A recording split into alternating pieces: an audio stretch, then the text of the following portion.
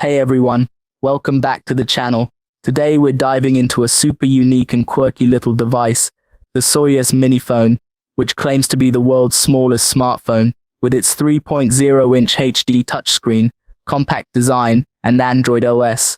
This phone is marketed toward kids, students, or anyone who wants something portable and simple. I've been testing it out for a while now, and I'm here to give you my honest thoughts, pros, cons, and everything in between. So grab your coffee or tea, sit back, and let's get into it. Alright, so when you first see the Soyuz MiniPhone, you can't help but think, wow, that thing is tiny. Seriously, it fits right in the palm of your hand, or even in the coin pocket of your jeans if you're feeling adventurous. The 3.0-inch HD display might sound small, but honestly, it's crisp enough for basic tasks like texting, browsing, or watching short videos. It's not going to replace your tablet or flagship phone anytime soon, but for what it is, the screen quality is surprisingly decent. The colors are vibrant, and the resolution holds up well under natural light, though it can get a bit hard to see in direct sunlight. Still, given its size, it's impressive how much detail they managed to pack into such a tiny screen. The build quality feels solid too. It's got a smooth blue finish that looks sleek and modern. It's lightweight, easy to carry around, and honestly kind of fun to hold, because it's so different from what most of us are used to. Plus, at this size, you could literally toss it in any bag without worrying about bulk. It's also worth noting that the phone feels durable enough for everyday use, though I wouldn't recommend dropping it repeatedly just to test its limits. For a budget-friendly device, the overall craftsmanship is commendable. The buttons on the side are tactile and responsive, and the speaker isn't half bad either. It's loud enough for calls and media playback, though don't expect booming bass or crystal clear highs. Now let's talk about what powers this mini beast. Inside, you've got a quad-core processor, paired with 2 GB of RAM, and 16 GB of internal storage expandable via microSD. These specs aren't groundbreaking by today's standards, but they're perfectly fine for light users, kids, students, or anyone who doesn't need heavy multitasking or gaming capabilities. During my tests, I installed some everyday apps like WhatsApp, Instagram, and YouTube, and it handled them pretty well. There were occasional lags when switching between apps quickly, but nothing deal-breaking. For casual use, it gets the job done without too much frustration. One cool feature is the dual SIM support, which makes it great for travelers or people who want to keep work and personal lines separate. And yes, it also has Face ID unlock, which works surprisingly fast considering the price point. No fingerprint scanner here though,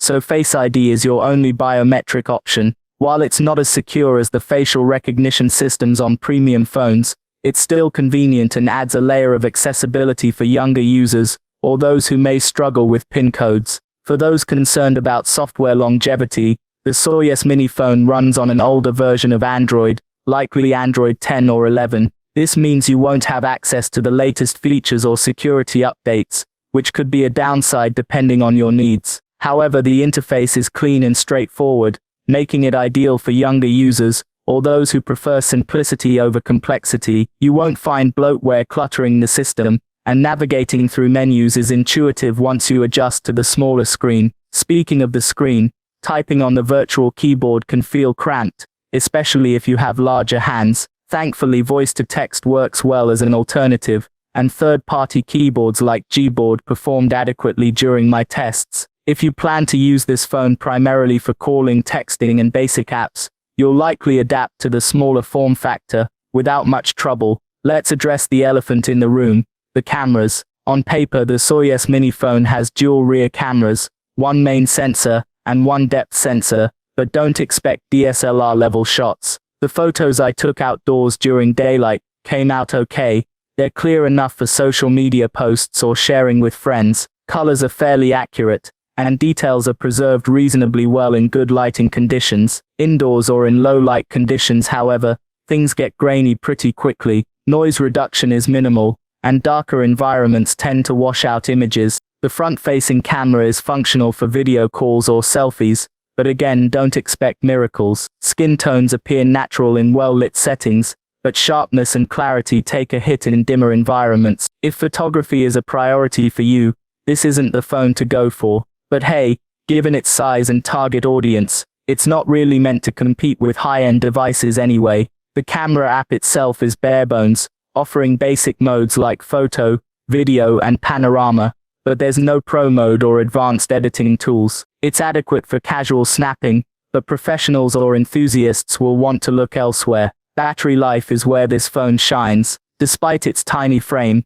the Soyuz MiniPhone packs a respectable battery that easily lasts a full day of moderate use. I was able to browse the web, send messages, take a few calls, and watch some YouTube videos without needing to recharge until evening. Of course, if you're constantly streaming or using power-hungry apps, you'll drain it faster, but overall I was impressed with how long it held up. The efficiency of the hardware and software optimization plays a big role here, ensuring that the limited capacity goes a long way. Charging is done through a standard micro USB port, not USB-C, unfortunately, but it charges fairly quickly. Just make sure you have the right cable handy, as micro USB isn't as common these days. A full charge takes about 2 hours, which is reasonable for a device in this category. One minor gripe is the lack of wireless charging, but at this price point, that's hardly surprising. Still, having a reliable battery that can keep up with daily tasks is a huge plus,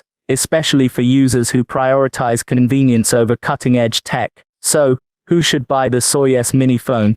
Honestly, it's perfect for kids. Its durability and simplicity make it a great starter phone. Parents will appreciate the peace of mind that comes with giving their child a device that's affordable yet functional. It's also a good option for students, thanks to its lightweight and affordable nature. Whether you're heading to class, commuting, or hanging out with friends, this phone won't weigh you down or break the bank. Travelers will appreciate the dual SIM functionality and compact size, making it easy to stay connected while exploring new places. And let's not forget minimalists who are tired of giant phones dominating their lives. If you miss the days when phones were small and unobtrusive, this could be a refreshing change. However, if you're someone who needs top-tier performance, amazing cameras, or frequent software updates, this probably isn't the phone for you. It's important to set realistic expectations based on its intended purpose and target audience. At the end of the day, the Soyuz MiniPhone is exactly what it promises to be,